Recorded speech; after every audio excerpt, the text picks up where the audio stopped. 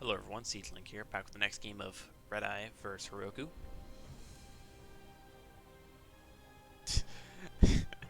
Okay, I know that's supposed to be a face, but that looks a lot like TVT, like another way of spelling T, another way of like writing TVT. Harroku. You don't. You just build a macro hash and build a quicker fourth, and you easily beat Redeye. Something you failed to do twice.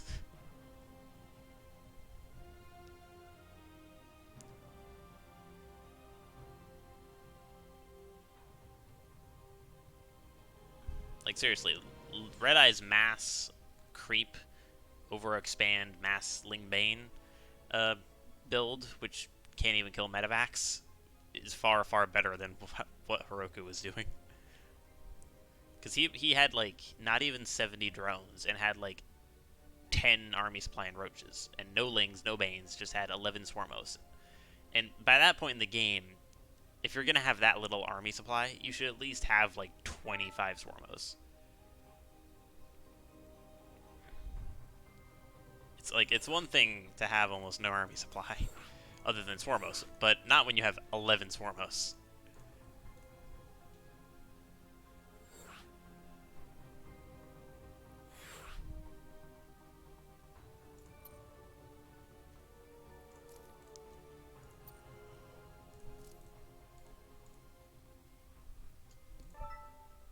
Yep, he's back.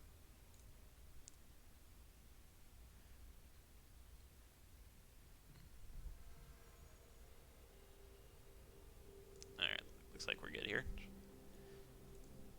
This is probably one of my favorite maps in the history of StarCraft 2 because um, the third base is the easiest third base in the game to defend for Redeye.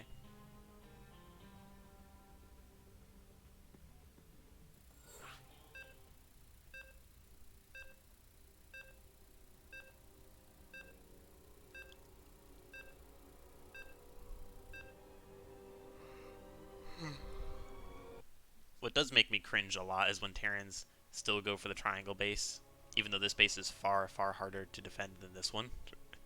I've seen that way, way too much.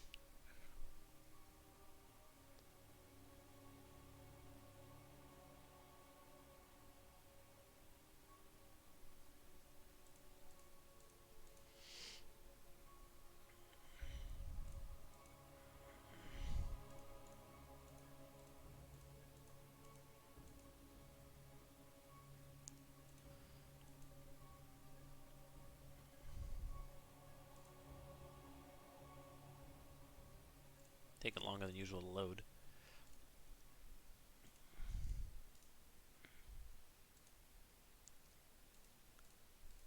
The one thing that does annoy me about this map is that with just one building you can wall that jump up ramp up, which is quite annoying, but a lot of players don't do that, so it doesn't bug me too much. I think for the most part, it's because people don't expect Mass Reaper, or even just 3 Reapers. And this is actually the map where my Reaper build uh, basically won its first like legit game. I hit an SCV, build a bunker right here so my Reapers could jump up and jump down. And I went 3 Reapers, attacked. I think I maybe got a few drones, but I didn't get much other than that, and I just instantly ecoed out of it. And what ended up happening was the Zerg ended up making 3 spines and a bunch of lings, and wasn't making drones in the natural base. So I actually was ahead worker-wise early on, because they invested so much into defending my massive aggression, which wasn't massive aggression. Okay, is this a scouting SCV? Yeah, okay. I was about to say, if that's gonna just patrol down here for another 30 seconds, I mean, that's the start of the cringe fest. Alright, hatch gas pool from Harroku, which is a little surprising given what Redeye said. I feel like you would that's the type of thing that people would say before they would do like a proxy racks. This time, thankfully, Redeye using this SCV and not an earlier one.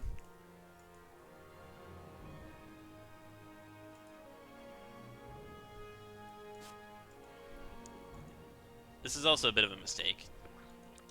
Never, never just move command an SCV across. If you're gonna do that, move command it around the base so you get full 100% scout. That's something I think people focus on way too much, is that they want to be so focused on micro and their APM that they end up doing stuff that is actually bad. Like, move command here, then immediately click back and do stuff here. But in reality, they're not actually doing what's best for them, because they move command here, it's a lot worse than move commanding like all the way around and getting an actual full scout. Because then you're going to be like, I SCV scouted here.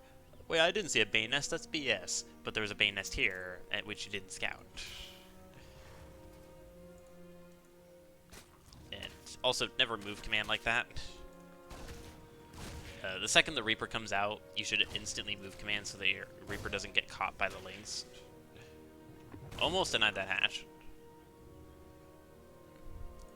Quite nice there.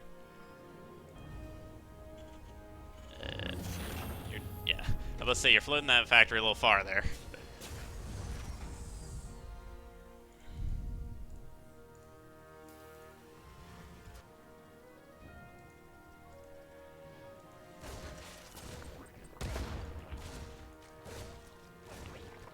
I do kind of like this, just getting some damage on the hatchery, because that hatchery damage is permanent. So you either have to transfuse and waste energy on a queen, or you have to just let that be there, and that's, you know, if you target the hatchery down mid game, that could build up. Now this, if I was Redeye here, I would go all the way. I would probably go around here and just go right into the base, because the queens were wicked off creep. Oh, Proxy BC. So that's what we're seeing here. Now, BCs are something that, if they catch your opponent off guard, they can do a lot, especially in TVT, I would say, is probably the worst matchup. But TVZ, especially, is pretty decent. I think TVP is probably the worst. I don't know exactly why it would be, like, a lot worse, though, compared to these matchups.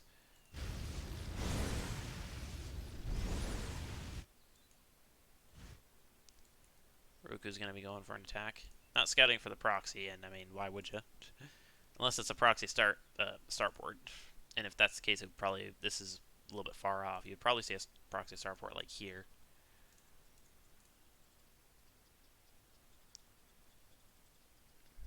I just realized the research for Yamato Cannon is not actually Yamato Cannon, it's weapon refit. Nidus network with mass ling no bane. That I feel like is a bad idea.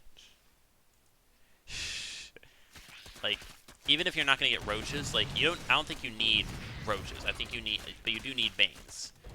Like, because otherwise it relies pretty much completely on your opponent being bad, which very easily could happen given how cringy these past few games have been. And that looks like it's going to be the case. Now, I really hope he puts down some creatures. This is something that Zergs forget to do a lot of the time when they're doing the Nidus play, and it's something that's really, really good. And yeah, that was Redeye's whole plan there, was Proxy, Proxy BC, and she just concedes the second the starport goes down. The thing is, I don't even think one BC would have cut it, because the BC wouldn't have had Yamato Cannon, and the basic attack on the BC is actually pretty terrible. The only 4 queens, but with transfuse, I think the queens win that, especially if the queens get a few reinforcements. So tying it up 2-2, we're gonna play one more game and maybe 3 more games. I'm not sure yet. So see you guys in the next game.